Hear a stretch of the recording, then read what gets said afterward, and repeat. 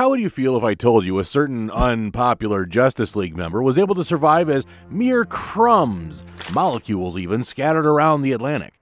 And somehow this man was still able to regenerate his body and mind even after all of that time and go toe-to-toe with Fernus, a straight-up killer version of the Martian Manhunter. This JLA member in question is none other than the immortal Plastic Man. Questioning Plas's immortality? Well then, how much do you know about the JLA's Obsidian Age and Trial by Fire arcs? Over there, about 1/10 of a gram, and there in the reef bed, just a few molecules worth, but every bit counts, Firestorm. Firestorm says right in the bottom of the Atlantic Ocean before being cut off by Batman.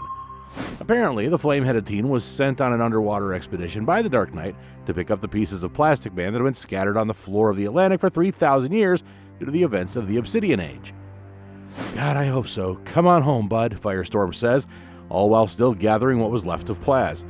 After Firestorm's little mission was over and he'd gathered just enough of Plastic Man, it was time for the Justice League scientists to do their thing. Back in the JLA Watchtower, there are singular times in a scientist's life when he's willing to let an experiment proceed despite the fact that he hasn't had the foggiest idea of what the hell's happening, Adam said to Batman as they tested the chunks of Plastic Man.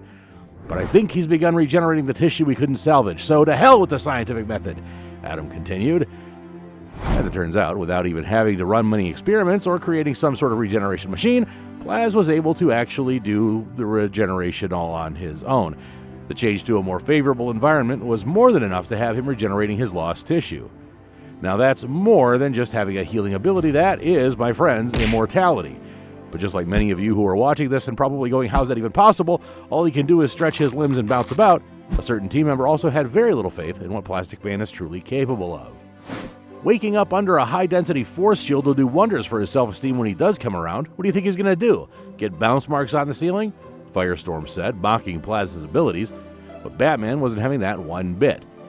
Plastic Man survived for 3,000 years as little more than crumbs scattered around the Atlantic, Batsy stated as he tried painting a better picture of just how freaking powerful Plastic Man is. He then continued, "If that doesn't give you an idea of the level of power he hides behind that doofy smile of his, then you're brain dead." Yeah, it's probably too late to give Firestorm the heads up, but let's do it either way. You never make Batman angry. Never. Well, it wasn't long until Firestorm ate his own words. After an intruder somehow made his way into the JLA Watchtower, Plastic Man's disgusting faceless chunk of plastic immediately took form and apprehended said intruder. Great timing, by the way. Who let this major disaster into the Watchtower? Did someone hand out idiot pills while I was sleeping? Plastic Man, right after capturing the intruder. Guess being asleep for 3,000 years does absolutely nothing to your sense of humor. Or does it? After regaining his true form, Plas decided to let the team in on what spending 3,000 years alone in your thoughts was truly like. For the first 100 years, I tried willing myself back together. Worked like Janet Reno in The Graduate. I think I wiggled a thumb once. Then I think I went a little crazy. A lot crazy. I didn't have eyes or ears, nothing for input, though I did feel something. Itching. 3,000 years of itching without a hand to scratch or a nose to wiggle. I'm pretty sure that's what death feels like if you scored low on your SATs, so stay in school, kids. Even after recalling what the pain of 3,000 years of nothingness felt like, he still created room for his little quips. But then there was much more to his story. He continued. Through it all, I had a chance to reflect on my life. Good I'd done, bad I tried to forget. I wouldn't say it evened out, not by a long shot. But anyway, there was one thing that came popping back in. Crazy sleeping, sane singing, whatever, one thought. Wouldn't it have been nice to get to know your son? Apparently only Batsy knew about Plas even having a son, and that was probably why he, more than anyone else, wanted him back. So, I appreciate the save and all, and I hope you know how much I really love you guys, but I want to get to know my son. I don't want to be Plastic Man anymore. And just like that, Plas's time as a Justice League member came to an end, sadly. This experience, or let me do you one better, nightmare he went through left him broken, even after being pieced together. But was that the best decision for Plastic Man? We'll find out later today in JLA's Trial by Fire arc, a continuation of the Obsidian Age storyline. Time had passed, but no one had gotten over the events of the Obsidian Age. The Justice League had new recruits, Plastic Man was no closer to getting back into the Justice League, Batman was more cautious than he's ever been. How much more cautious could he get, really? But there was one man that was so affected and torn that he had to take a step that no one saw coming. Jean-Ans, the Martian Manhunter. Why was he so hurt? Well, Martian Manhunter blamed everything that happened in the Obsidian Age on himself, on his fear of fire. Sphere of Fire made him particularly useless during a very crucial moment. So John makes a decision he shouldn't have. He underwent therapy to actually cure his fear of fire. That's wild. That's just like Superman curing his fear of kryptonite. Like, come on, it's literally there for a reason. Nothing good is going to come from this decision, but John did it anyway. And what's worse is that he didn't even let any member of the League in on his little experiment. "I'm cured, Clark," Martian Manhunter talking to Superman. "Fire no longer affects me in any way." It's incredible, nothing short of a miracle. But here, John corrects him, dedicating his questionable cure to his hard work. "Hardly. I train like a madman, mind and body. I found a strength I never knew I had, not to mention my coach. Where is she?" The coach here is Aubrey Sparks, a.k.a. Scorch. Who's Scorch? Why, she's a superhuman with the power of pyrokinesis, go figure. She can literally create heat intense enough to burn through various metals.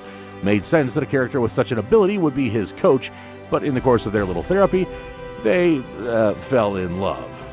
What a meet cute, huh? Either way, whatever he and Scorch did had crazy negative effects, so get this.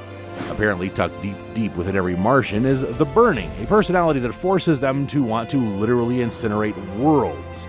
Several millennia ago, the Owens had to transform the Martians from the burning Martian form to what they are now. This was done to stop those crazy Martians from burning down entire worlds as part of their reproductive cycle. The man from Mars conditioning himself with Scorch and breaking whatever psychological block made him vulnerable to fire also broke the block on his memories of the burning.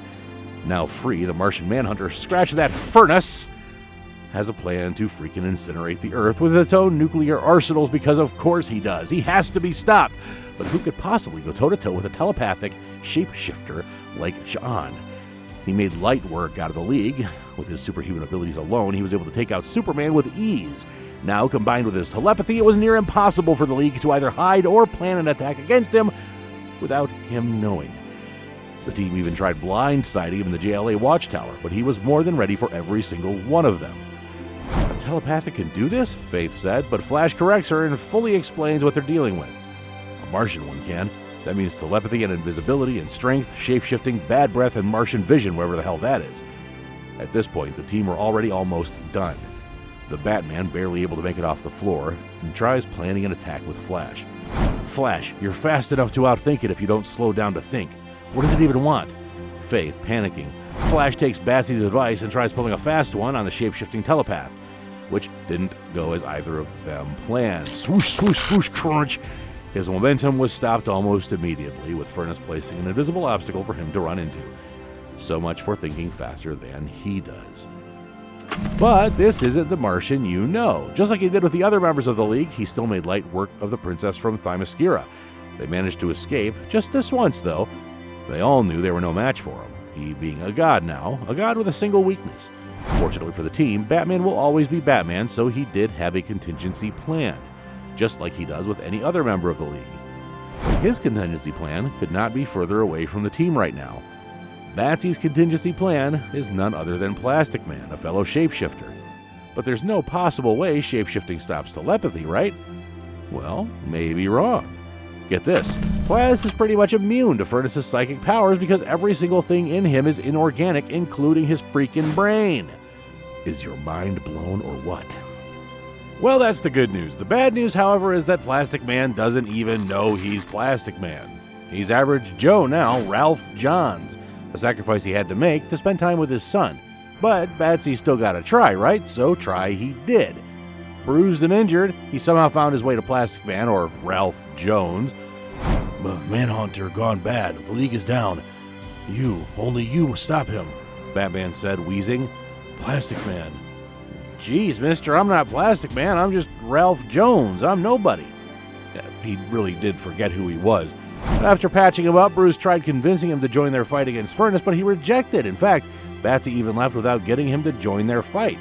But as a wise man once said, with great power comes great responsibility. Rest in peace, Uncle Ben. Well, entirely different franchise, universe, etc. notwithstanding, he understood. So, with the help of his son Luke, he remembered who he once was and went back to becoming Plastic Man. But before that time, Furnus had already set off a nuclear warhead in Chongjing, North Korea. Now Plastic Man was here and he was ready to take on this evil Martian Manhunter. a battle that literally rocked the entire city. As giant versions of themselves, they engaged in one hell of a fight. Get your sorry motherless Martian thorax back in the water. Plastic Man battling with Fernus and trying to get him into the water to minimize the destruction in the city. Do you feel it? The change in the air. I may not have death to fuel the spawning, but sorrow will be enough for one or two. It's over, Plastic Man. The bat was wrong. You're nothing. Pretty harsh words from Fernus as he continued to claw into Plastic Man. Now you're being psychotic and mean. Go nappy time, Plastic Man said as he transformed his arm into a giant ball to knock some sense into Jean. Now the rest of the league showed up to help Plastic Man out, but just like before, there was no stopping him that easily. You still believe there's hope, Justice League? Look around you, this is Armageddon! And it really was. So how do you kill a man that can't die?